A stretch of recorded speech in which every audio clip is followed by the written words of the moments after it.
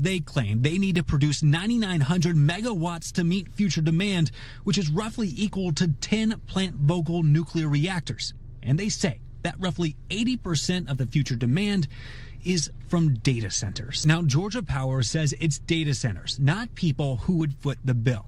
They're paying for their full cost of generation, transmission, and substations. But then there are concerns over how the power will be produced, as the current plan calls for an increase in the use of natural gas, along with battery storage and solar power. It would directly impact all individuals. Now, Georgia Power believes this production is needed to power the future, but opponents worry at what cost. So today I got this phone call in reference to the article for the Public Service Commission.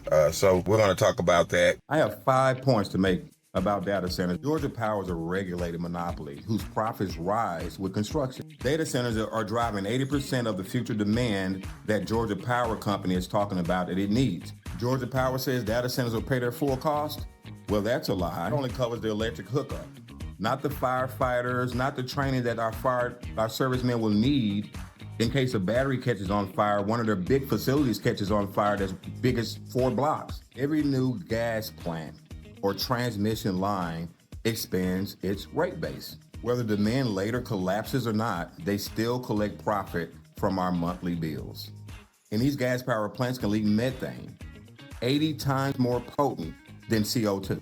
9,900 megawatts is like having 10 nuclear power plants. It serves their profit system, not the public good. If the data centers are going to be 80% of that capacity in the future, that means you're trying to build these 5 power plants without the actual public needing it. You're building it because corporations need it. So why not the cities make ordinances that have those corporations, those data centers, those big warehouses, and those who take a lot of power from our grid, allow them to get exo-watt battery systems, peak battery systems, or whatever competitor that you like, so that they can power their own facilities.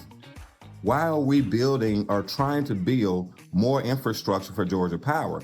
Because they don't make money unless they continue to build more infrastructure. That's the other money that they get, other than what they're collecting off of us every month.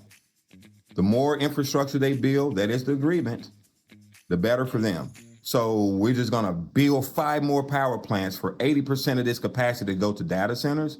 These are billion-dollar data centers. Let them buy their own batteries. Let them buy their own energy. Let them do the bidding in the business with us.